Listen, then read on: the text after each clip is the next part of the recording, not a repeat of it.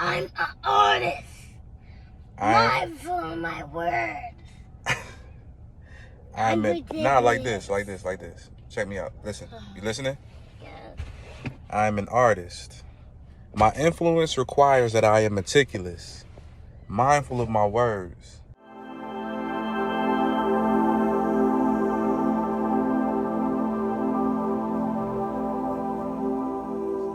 As a person of color in America, a lot of times our voice is seen as bad. For example, when we protest, the media often flips the narrative to make us look like the bad guy. And LeBron and Kevin, you're great players, but no one voted for you. Millions elected Trump to be their coach. So keep the political commentary to yourself, or as someone once said, shut up and dribble. So it's almost like we're put into a situation or a position where it's like, okay, well, I know I'm fighting for good. I'm trying to turn the bad to good. But what you're doing is turning my good to bad. His attacks on the United States while simultaneously denying that they are attacks on the United States. So they're saying, he raised the issue of racial discrimination in this country as if it's never been raised before, or as if, the historical problems with that aren't obvious to every single American. Of course they are. This is an attack on the country. So it would be very different if he were saying, I'm protesting this politician or this policy or this specific person for doing this specific thing.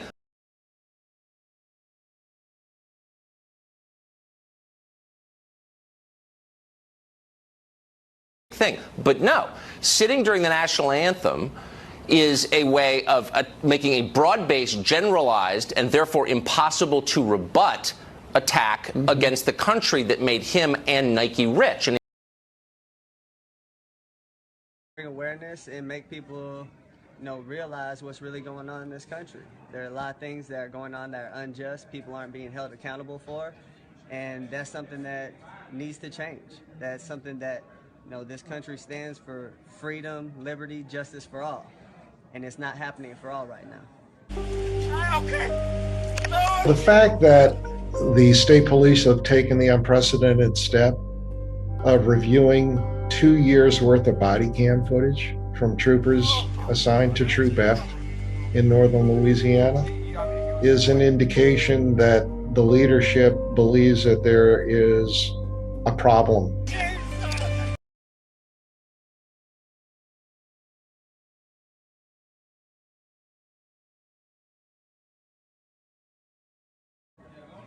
Is this something that's evolved as a philosophy in your mind, and how has this kind of progressed that you make a stand like this?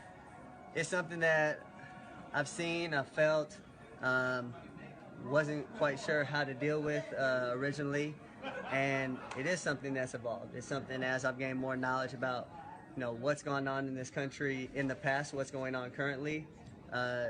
These aren't new situations. This isn't new ground.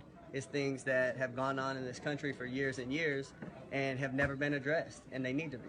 Colin, Will you continue, Colin, to sit? Yes, I'll continue to sit. I'm going to continue to stand with the people that are being oppressed. To me, this is something that has to change, and when there's significant change, and I feel like that flag represents what it's supposed to represent, and this country is representing people the way that it's supposed to, I'll stand. Specifically, what would you like to say? There's a lot of things. One specifically is police brutality. There's people being murdered unjustly and not being held accountable. Cops are getting paid leave for killing people. That's not right.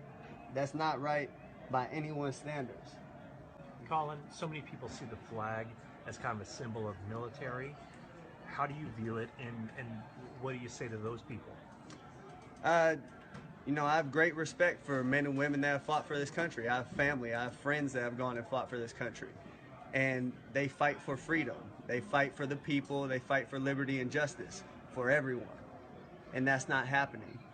I mean, people are dying in vain because this country isn't holding their end of the bargain up as far as, giving freedom and justice and liberty to everybody. It's something that's not happening.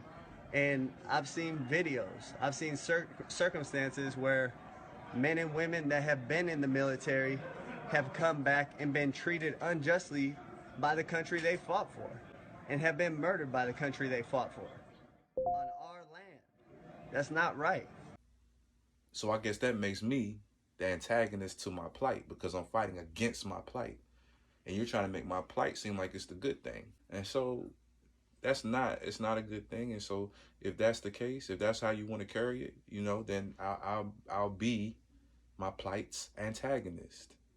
I'll be the light. I'll be the spark. I'll be the one that shines the light on the darkness, and I'll be my plight's antagonist. But reality is, we are victims of circumstances. Tell you the truth, when I think of it today, I don't know how I'm living.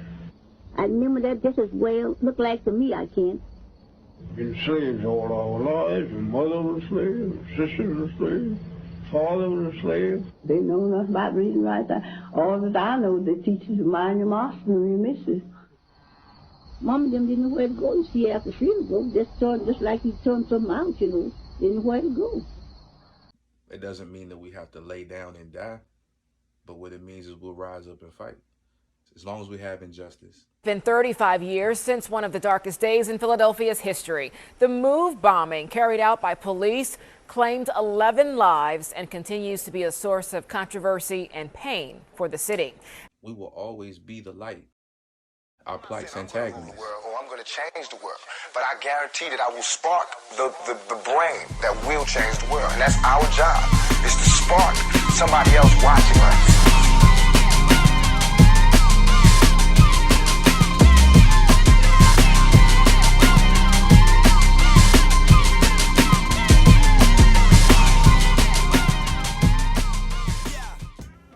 What's up, beautiful people? Yeah, you beautiful people. Yeah, you. Hey, before you click on the Unsolicited Breakfast Club video that just popped up, stop by and check out my website, robnaylorjr.com. Hey, I appreciate you for watching this video, and I appreciate you, period. Peace.